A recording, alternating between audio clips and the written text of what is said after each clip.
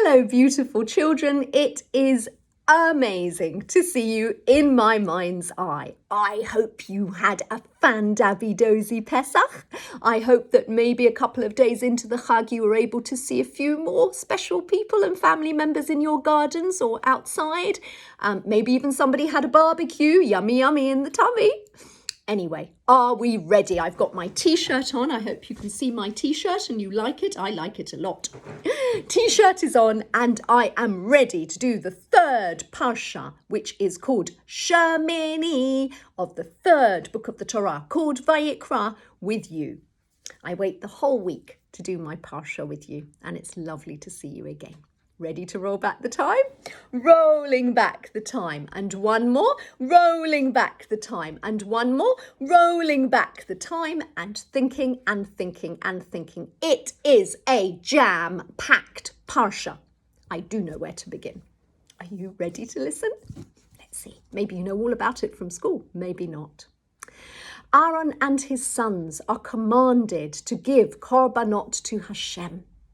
And we're talking about those special presents to Hashem. We did this before, but I'm not going to go over it today. The chatas and the olah, it's the sin and the burnt offerings. But there were 4 sons Aaron had, Nadav, Avihu, and Elazar, and Itamar.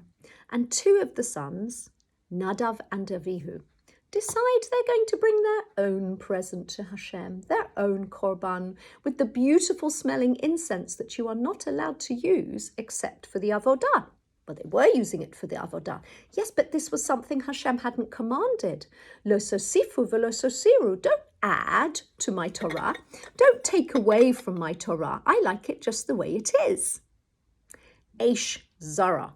That's what Hashem saw this sacrifice as, Eish Zara, and he zapped them with fire.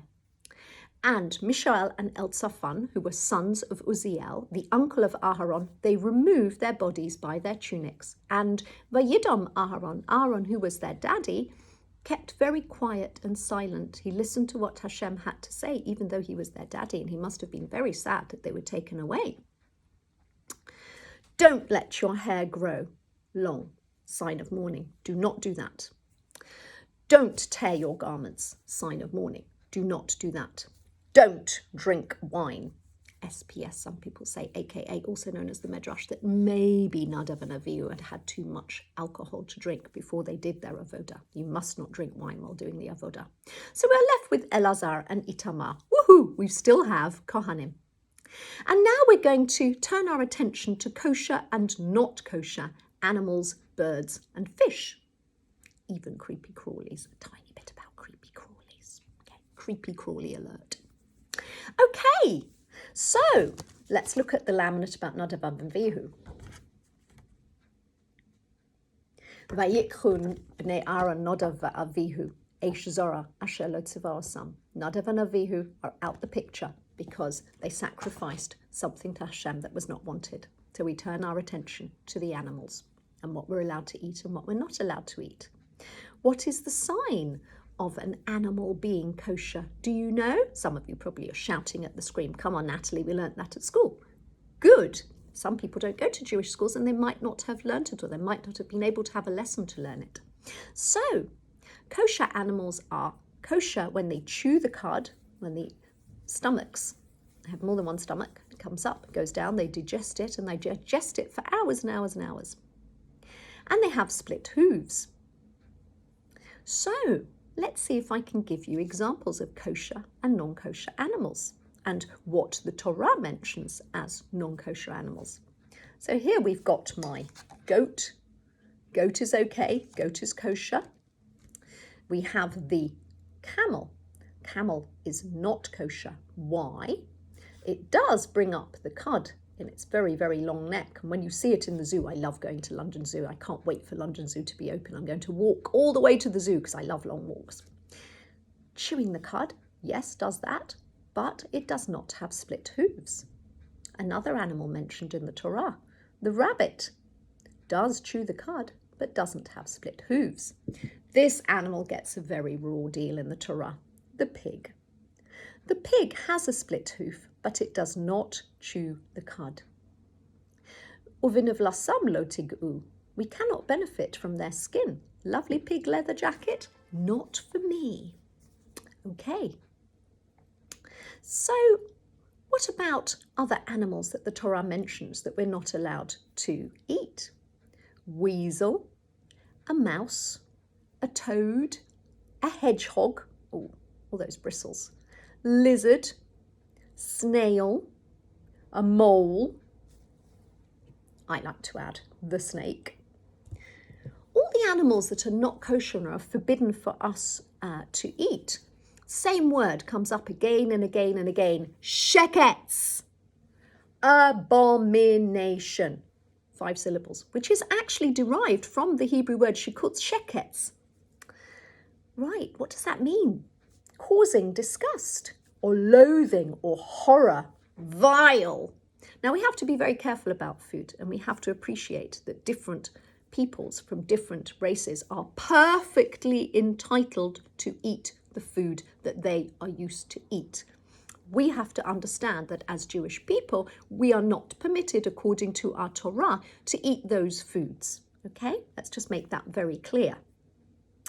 So, it's an abomination. We may not eat foods that are not kosher animals. So, let's see what other animals. Well, sheep is kosher, I've got that. Cow is kosher, I've got that. Bull is kosher, I've got that. Okay, right. The horse and the donkey are not kosher. The horse does not have split hooves or chew the cud, ditto the donkey. Okay, lamb is obviously okay, right? How about the fish? Now, this is clean. I'm actually going to sanitize my hands again and do this, but I'm just going to show you. I know this is going to sound really funny, but I'm going to show you a bit of a fish. But the fish that I'm going to show you is already come out of a lovely kosher fish shop called Livusan. If you can get fish from a kosher fishmonger's, that's great. You don't have to, but if you can, that's great. So I'm going to show you my first piece of fish. I like to eat healthily. Maybe mummies and daddies have their food that they can heat up where they work. If your children have packed lunch, I don't think you'd want to have this cold, but it might be nice cold. I bet you can't identify this fish. So you can't see that it's a kosher fish, you can't see its fins, and you can't see its scales, and you can't see its skin because they've all been removed. But it's in my house, so it is kosher. It is haddock. I like haddock. Haddock is a kosher fish. And if I don't want haddock, on the alternate days, I've got another packed lunch here, which mummies and daddies might take their packed lunch to work, or you children maybe have sandwiches and cold things. It's another fish I'm going to show you. Can you identify this fillet of fish? Well, you can't see its fins and scales because they've been removed and the skin has been removed, but it is a kosher fish from the wonderful fish shop Livusan, and it's called salmon. I love salmon. Okay, so they are kosher fish. If you have the scales on the fish, it's going to be kosher because it'll have the fins, but if it has the fins, it might not have the scales. Okay. So, what about birds? Well, the Torah lists 20 birds that aren't kosher. Let's see if I can show you some of the non-kosher birds. I don't have many.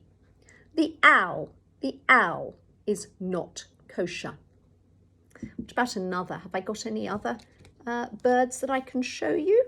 I can show you a kosher bird, my chicken. I can show you my kosher bird, my duck. But I can't show you the others. What does the Torah tell us is not allowed? Eagle is not allowed. The raven is not allowed. The ostrich is not allowed. The sparrowhawk is not allowed. Now, the sparrowhawk, they're birds of prey, just like the eagle and the owl, birds of prey. So why is that relevant? Well, children, on our balcony last year, we had what was called a little bit of a problem with the pigeons. The pigeons like to come and nest in our balcony and all the other balconies. And some of the tenants really got very cross about it, and Chloe was very scared of the pigeons, to be honest. Maybe because she's so tall and they fly so close to her head. But anyway, we had to get, or the people in charge of the estate had to get the sparrowhawk in. And the sparrowhawk is a bird of prey. And all the pigeons went away. Okay. The bat, we know enough about COVID-19. Leave the bat alone. The stork and the heron. What about creepy crawlies? Okay, well, maybe I shouldn't say yuck, but obviously shekets, causing disgust, loathing, horror, vile, things that aren't kosher. We are permitted to have certain types of grasshopper, but only the rabbis know which kind, so please don't pick one up and put it in your mouth. Thank you very much. What else? So let's look at the laminates of the kosher and the non-kosher animals. I think we've done them. So we know the camel chews the cud, but doesn't have split hooves. We know that a badger actually chews the cud, but doesn't have split hooves. The rabbit chews the cud, but doesn't have split hooves. The pig has split hooves, but doesn't chew the cud. Kol mafreset parsa v'shosa'at shesa. Must have split hooves and chew the cud. The fish. Kosher fish must have fins and scales. Kol asher lo snapir v'kaskeset b'mayim b'yamim u'v'nachalim osam tochelu. So we've learnt that. Fins and scales. Kosher and non-kosher birds. Well, hopefully you'll be able to see that the birds that aren't kosher are looking very much like birds of prey. We mustn't eat birds with claws specified as birds of prey. Ves ele teshaktsu min ha'of hanesher. Eagle in particular. Can't have it. Okay, back to babies. There's a little baby boy being born in this week's parsha.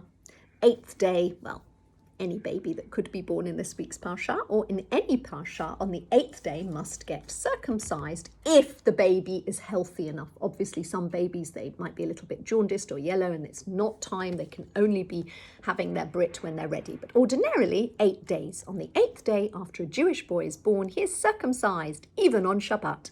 And the mummy brought a lamb as an olah offering. And she bought a bird or a pigeon, a dove, as a chatat offering. Okay.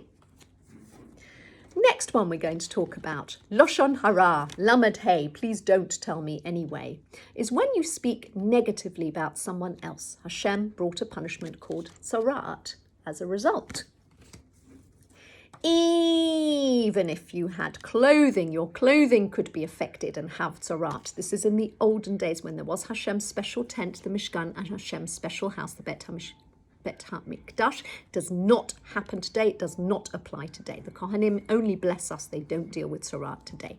So this was, the Kohanim behaved as spiritual doctors in the olden days. So even if you only had one green or red spot, you had to show it to the Kohen and it would be locked up for a week, this clothing. And if the spots were bigger, it would be burned. And what types of fabric are we talking about? We're talking about wool, linen or leather. Beged, hatsemer, or hapishtim, or hashti, or ha'erev. Okay, fantastic. Let's carry on. Tzarat was a condition at the time of the Mishkan and Bet HaMikdash, where the skin develops white spots. It is a spiritual disease sent to teach you to do teshuvah. Adam ki yeh ba'or b'saro se'et or sapachat or baheret lenegat tzarat. So it doesn't exist today. Just imagine how great the Jewish people were at that time, that they could be punished for saying something true and nasty about someone. And today, look how many people probably do that and they don't have any signs of tzarat on them. But we mustn't do it. Lamed Hey, please don't tell me anyway. If you know something that's nasty about someone, please don't spread it. Don't talk to your friends about it. If there is something that bothers you, obviously you need to tell your mummy or daddy or your teacher or a grown-up that you can trust. That's different. The Kohen looks for 2 hairs turned white inside a white spot or a patch of healthy skin in a white spot. If he can't see either, the person is quarantined for a week. Now, we understand about quarantine, self-isolate. We know about quarantining. If you've come into contact with someone who has COVID, then you have to stay at home for 10 days and get a test, etc. So this is basically what the Kohen was doing with the plague of Tzaraat. Okay, we have to be sensible. And if we come into contact with someone, then we have to make sure we don't spread it because we're younger. Some of us are younger and haven't had the vaccine, so we have to be very careful. On the second visit to the Kohen, if the spot is still there with 2 white hairs in it or a white spot with healthy skin in it, the person is diagnosed with Tzaraat and is a Metzora. He has to stay outside the 3 camps or leave any walled city. So again, this doesn't happen today, and it was not leprosy. It was a special type of illness called Tzaraat, which was their spiritual illness to tell you to do teshuvah and be better. Purification, not going to get into it. How could you get out of the Tzaraat? It involved a bowl, it involved some red string, it involved 2 birds. And the Kohen would pay him a visit, and the Kohen would deal with those items, and the water would be sprinkled 7 times over the Metzora's head, and the bird would be sent away. Bye bye bird, fly away. And the Metzora's hair would be shaved off, and the Metzora would go into the mikveh, special place to dip yourself and be pure, and then would count 7 days and shave all the hair again and another dip in the mikveh. So we have learnt a lot in this week's parsha, haven't we? We've learnt so much. We've learnt that Tzaraat could go onto your head. It could go on your beard. I don't have a beard, Baruch Hashem, but it could go on your beard. If you had a beard, it could go on your garments. And it could also be deep grain, deep red. It could go on wool, linen and leather. And it could go on your house. Wow. The Tzaraat would have a red or green spot on the house. The Kohen was called. Time to clean out the house. Maybe you haven't been honest about what you own, and maybe you could give more tzedakah. Who knows? If the spots are still there, house is locked up. 7 days later, spots are lighter, the house is pure. If the spots are larger, the Tzaraat bricks are taken off. Real warning, be careful, you're going to lose your house if you don't repair your ways. House is off limits for a week. If the Tzaraat returns, the house is demolished. Some of this is in next week's parsha, but I'm giving it to you anyway. And the same purifying ritual is for the Metzora, and the water is sprinkled on the doorpost 7 times. Hope you have enjoyed this week's parsha with me. Listen to your mummies and daddies and do what they say. Listen to your mummies and daddies, please don't forget to pray. Listen to your mummies and daddies, our rabbis lead the way. Then they will be happy. Don't worry about a thing, and I hope to see you very soon. Be good. You always are. Bye.